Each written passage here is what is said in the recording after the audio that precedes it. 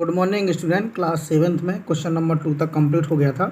आज question number 3 लेना है और 3 क्वेश्चन है solve the following equation by trial and error method. Trial और एरर मेथड से इक्वेशन सॉल्व करना आपको सीखना है। इक्वेशन दी गई है जैसे 5p + 2 = 17। इसमें क्या होता है कि जो वेरिएबल होता है, वेरिएबल क्या होते हैं, जो अक्षर होते हैं ABCDEFG जेड तक, इसमें p वेरिएबल है। वेरिएबल की वैल्यू हमें फाइंड करनी होती है, क्योंकि हमें इस इक्वेशन को ट्रायल और एरर मेथड से सॉल्व करना है।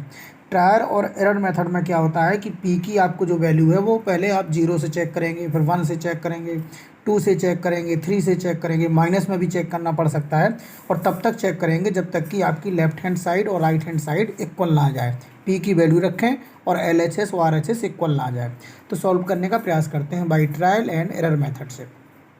सबसे पहले ये p है, p की जगह पर आप 0 रखते हैं, तो पुटिंग वैल्यू ऑफ p = 0। इस p की जगह पर 0 रख के चेक करते हैं।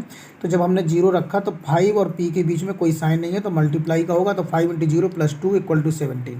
सॉल्व करिए बड़े आराम से। 0 और 5 का मल्टीप्लाई 0 होता है, प्लस का प्लस, 2 का 2, इक्वल का इक्वल और 17। 0 + 2 किया तो 2 हो गया, ये 17 है, यानी ये नॉट इक्वल, दोनों इक्वल नहीं आ रही है। तब तक आपको करना है जब तक कि LHS और RHS इक्वल ना आ जाए, यानी 0 आपका वैल्यू नहीं होगा।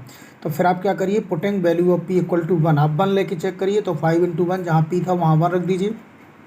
सॉल्व किया आपने, दोनों साइड देखिए, 5 + 2 7 है और ये 17 है, ये भी नॉट इक्वल है। फिर आप पुटिंग वैल्यू ऑफ p = 2, अब p की वैल्यू 2 लेके चेक करिए। तो 5 × 2, जहाँ p था वहाँ 2 रख गया, 5 × 2 = 10 + 2, 10 + 2 12 और 17 नॉट इक्वल। ये तब तक करना है जब तक कि LHS और RHS इक्वल ना जाए। ये विधि, ये जो मेथड है वो बहुत लेंथी है, लेकिन चूंकि ट्रायल और एरर मेथड से सवाल दिया गया है उसको हमें करना है। अब आपने 2 चेक कर लिया था, 2 पर ये नॉट इक्वल आ रहे हैं, तो अब क्या लेके चलेंगे 3। ऐसे ही आपको कोई भी क्वेश्चन ट्रायल एरर मेथड से आता है तो पहले उस वेरिएबल की 0 रख के देखिए उस वेरिएबल पर, फिर 1 रखिए, 2 रखिए, 3 रखिए, तब तक करिए जब तक कि वो वैल्यू LHS और RHS इक्वल ना आ जाए। तो पुटिंग वैल्यू ऑफ p = 3। अब आपका जो p है उसकी जगह पर आपको 3 रखना है। तो 5 × 3 + 2 = 17। जो पूरा है वो जगह तो रख देना है पूरी इक्वेशन को, केवल आपका जो वेरिएबल है उसकी जगह पर आपको 3 रख देना। 5 × 3 = 15 + 2 = 17। 15 + 2 क्या हो गया, 17 हो गया, और राइट हैंड साइड में भी 17 है। देखिए दोनों साइड आपकी इक्वल आ गई, left hand side equal to right hand side, यानी ये जो भी राइट हैंड साइड में नंबर था वही लेफ्ट हैंड साइड में आ गया। इसका मतलब आपका जो वेरिएबल है उसकी वैल्यू फाइंड हो चुकी है।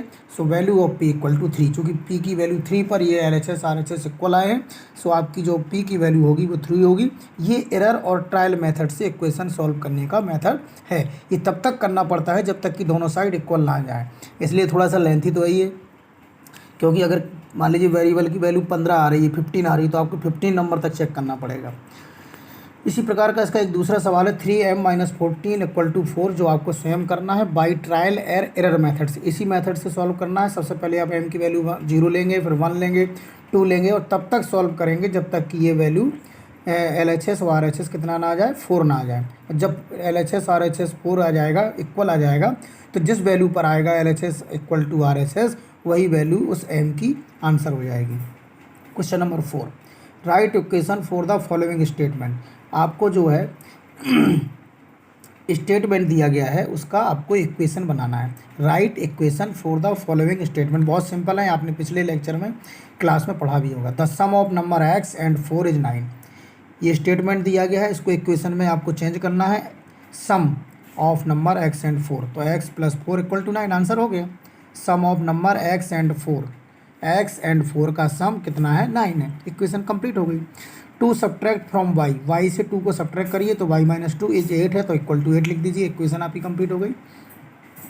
10 × a = 17, यानी 10 टाइम्स का मतलब हो गया 10 मल्टीप्लाई 10 गुना a, तो 10 × a = 17, यानी 10a = 17। ये आपका आंसर कंप्लीट हो गया। आपको इक्वेशन में चेंज करना है स्टेटमेंट को। The number b / 5, b / 5 give 6 = 6 लिख दीजिए। आंसर कंप्लीट, इक्वेशन बन गई। जो स्टेटमेंट है उससे इक्वेशन को चेंज करना है, बनाना। 3/4 ऑफ t इज 15, तो 3/4 ऑफ मीन्स होता है मल्टीप्लाई, t की जगह t, इज 15 = 15, तो ये हो गया 3/4t = 15। अगला है 7 × m + 7, 7 × m + 7, तो 7 × m मतलब 7 है, +7 का +7, you get 77।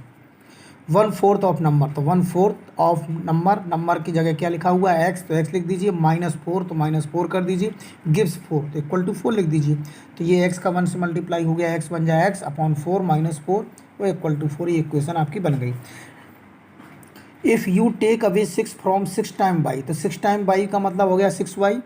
Away 6, away means होता है दूर, कितना 6, तो -6 हो गया। यू गेट 60, तो 60 आंसर पर इक्वल टू में लिख दिया। ये आपकी इक्वेशन कंप्लीट हो गई। If you add 3 to 1/3 of Z, तो 1/3 ऑफ मीन्स मल्टीप्लाई जेड, और कितना ऐड करना है 3, तो 3 ऐड कर दिया। यू गेट 30 हो गया। तो जेड अपॉन 3 हो गया, क्योंकि जेड का 1 से मल्टीप्लाई जेड होता है, तो जेड अपॉन 3 + 3 इक्वल टू 30। तो जेड अपॉन 3 + 3 इक्वल टू 30। केवल आपको इक्वेशन में स्टेटमेंट को कन्वर्ट करना है, जो कहा जा रहा है उसी को आपको इक्वेशन में बना देना है। Question number 5, right the following equation in statement form. अब क्या है कि आपको इक्वेशन दी गई है, आपने इक्वेशन को स्टेटमेंट फॉर्म में लिखना है कि क्या क्या हुआ। पहला है p + 4h 15। आप स्टेटमेंट क्या लिखेंगे, द सम ऑफ, आपको समझ में आ रहा होगा किस किस का सम हो रहा है, the sum of p and 4, the sum of number p and 4, the sum of number p and 4 कितना है 15, तो लिख दीजिए एज 15।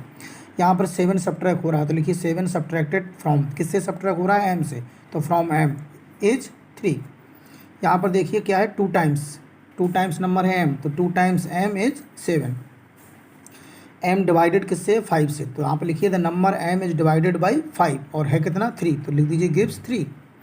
यहाँ पर देखिए जो नंबर है वो 3 टाइम नंबर m है, वो डिवाइडेड किससे, 5 से, तो 3/5 है, सॉरी 3/5 मतलब हो गया 3/5, 3/5 ऑफ नंबर, तो 3/5 ऑफ मीन्स मल्टीप्लाई होगा, तो 3/5 ऑफ नंबर m, तो 3/5 of the number m is 6 हो गया। यहाँ पर देखिए 3 टाइम्स p प्लस क्या है 4, तो आप ऐसे भी ले सकते हैं कि the sum of 3 time number p and 4 is 25, या ऐसे लिख दीजिए 3 टाइम्स p + 4 गेट्स 25। अपनी भाषा में भी आप इसको आंसर लिख सकते हैं, बस आपका स्टेटमेंट बनना चाहिए। यहाँ पर देखिए 2 सब्ट्रैक्ट हो रहा है, तो लिखिए 2 सब्ट्रैक्टेड फ्रॉम, किससे सब्ट्रैक्ट हो रहा है, 4 टाइम p से, तो 4 times of number p is 18।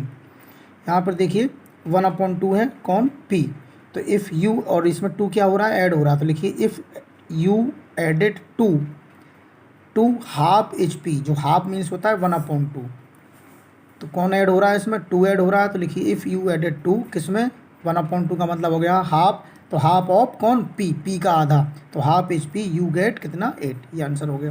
Question number 6, setup an equation in the following cases. कुछ केस दिए गए हैं, आपको इसमें भी केवल इक्वेशन को सेट करना है, केवल आंसर में इक्वेशन देना है, इक्वेशन को सॉल्व नहीं करना है, केवल इक्वेशन सेट करना है। Irfan says that he has 7 marble more than 5 times the marble Parmeet has. Irfan has 37 marble. Irfan के पास कितने मार्बल हैं, 37। प्रश्न क्या है कि इरफान कहता है कि उसके पास परमीत के 5 टाइम्स से 7 ज़्यादा हैं, 5 टाइम्स मार्बल परमीत। अब परमीत के पास कितने हैं नहीं मालूम, तो इसमें ब्रैकेट में दिया भी गया है सवाल में, take M to be the number of Parmeet marble. मान लीजिए कि परमीत के पास कितने मार्बल थे, m थे, तो हमने वही शुरू किया, let m be the number of Parmeet marble. Parmeet के पास m मार्बल थे। अब हमें बताना है कि इरफान के पास कितने थे, तो परमीत के पास कितने थे m, इरफान के पास कितने 5 टाइम्स द मार्बल परमीत, यानी जितने परमीत के पास हैं उसका 5 टाइम्स, तो परमीत के पास कितने थे m, 5 टाइम्स का मतलब 5 से मल्टीप्लाई, 7 मार्बल मोर देन, 7 ज़्यादा हैं, तो प्लस को 7 ज़्यादा कर दीजिए, यानी +7, और इरफान के पास जो मार्बल हैं कितने 37, तो equal to 37। Lakshmi's father is 49 year old, he is 4 year older than 3 times Lakshmi's age. अब यहाँ पर लक्ष्मी के पिता की दिया गया कि 49 है, यानी इक्वल टू में 49 आएगा, ये कंप्लीट है पिताजी की एज में। अब प्रश्न ये आता है कि लक्ष्मी के पिता की एज है कितनी, कुल तो 49 है, इक्वेशन कैसे कंप्लीट करें, तो ही इज 4 ईयर ओल्डर, यानी 4 साल ज़्यादा है, 3 टाइम्स लक्ष्मी एज, लक्ष्मी की एज के 3 टाइम्स से +4, तो लक्ष्मी की एज कितनी मान लें, ये क्वेश्चन में दिया गया है, take Lakshmi's age to be Y year, यानी लक्ष्मी की जो एज है वो वाई ईयर है, तो let the age of Lakshmi भी y year, Lakshmi y year की है। अब इसके जो पिताजी हैं वो कितने हैं, 4 ईयर ओल्डर हैं, तो 4 प्लस होगा इसमें, देन 3 टाइम्स लक्ष्मी एज, जो लक्ष्मी की एज है उसमें 3 टाइम्स मतलब 3 का मल्टीप्लाई करिए, तो लक्ष्मी की एज कितनी है वाई, इसमें मल्टीप्लाई किससे होगा 3 से, तो 3y, 3 से मल्टीप्लाई क्यों, क्योंकि 3 टाइम्स हैं कौन, लक्ष्मी के पिताजी। हमें लक्ष्मी के पिताजी की एज को इक्वेशन में कन्वर्ट करना है, तो लक्ष्मी की एज कितनी है, वाई ईयर। पिताजी कितने हैं, 3 टाइम्स, तो 3 में मल्टीप्लाई कर दीजिए उसकी लक्ष्मी की एज का, 3y हो गया। और 4 ईयर ओल्डर हैं तो 4 प्लस कर दीजिए। और टोटल वो पिताजी हैं कितने साल के, 49 के, तो इक्वल टू 49 हो गया। The teacher tell the class that the highest mark obtained by student in her class are twice the lowest mark plus 7, the highest score is 87। यानी हाईएस्ट स्कोर 87 है, take the lowest score to be L. सबसे पहले जो class की lowest score है वो हमने ले लिया एल, क्यों, इस क्वेश्चन में दिया गया है। अब हाईएस्ट स्कोर टोटल कितना है, 87, तो इक्वल टू में 87 आएगा, ये भी कंप्लीट है। लेकिन हाईएस्ट स्कोर बनेगा कैसे वो देख लीजिए। तो highest mark obtain by student in हर class are twice the lowest mark, यानी जो लोएस्ट मार्क था, लोएस्ट मार्क कितना है, एल, इसका कितना करना है आपको, लोएस्ट मार्क का ट्वाइस मीन्स दुगना, तो 2 से मल्टीप्लाई कर दीजिए, लोएस्ट मार्क में 2l हो गया।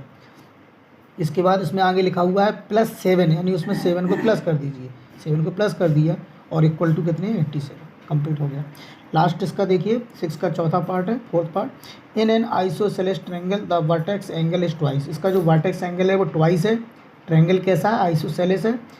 आइदर बेस एंगल से ट्वाइस एंगल बेस एंगल से वर्टेक्स एंगल डबल है, ट्वाइस है। तो let the base angle be B, जो बेस एंगल है उसको बी लेना है। फिगर के माध्यम से समझते हैं। आइसोसेलेस ट्रायंगल में क्या होता है, 2 साइड इक्वल होती हैं। इसका जो बेस एंगल है वो क्वेश्चन में दिया गया है, क्या लेना है आपको, बी लेना है। तो आपने इसके बेस एंगल को बी ले लिया।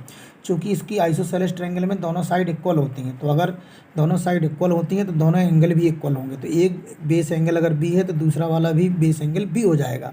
और क्वेश्चन में कहा गया कि इसका जो वर्टेक्स एंगल है वो ट्वाइस मीन्स डबल है। तो वर्टेक्स मीन्स हो गया उसके शीर्ष पर बना, उसके शीर्ष पर बना जो एंगल है वो डबल है। तो बी का डबल क्या हो गया, 2b। फिर से देख लीजिए, बेस एंगल आपको दिया है कि बी है, तो ये बी हो गया। चूँकि ये आइसोसेलेस ट्रायंगल है तो 2 साइड इक्वल है। जब 2 साइड इक्वल होती हैं तो दोनों जो नीचे के बेस एंगल होते हैं वो भी इक्वल होते हैं। एक बेस एंगल बी है तो दूसरा भी बी होगा। इसका जो वर्टेक्स एंगल है वो डबल है, ट्वाइस है, वो क्वेश्चन में दिया गया है तो वो 2b हो गया। अब आप जानते हैं कि वर्टेक्स एंगल आपका 2b हो गया, डबल है क्योंकि वो क्वेश्चन में दिया गया है। अब आप सबको प्लस कर दीजिए, 2b plus B plus B, 2b plus B plus B, तीनों एंगल ट्रायंगल के कितने होते हैं, 180 degree. Angle sum property of triangle, angle sum property of triangle में तीनों एंगल 180 के होते हैं। सबको प्लस कर दीजिए, क्या बन गया, 4b। तो 4b इक्वल टू 180 डिग्री हो गया। ये आपका इक्वेशन सेट हो गया। इक्वेशन को सेट करना था, सॉल्व नहीं करना था। नेक्स्ट क्लास बाद में।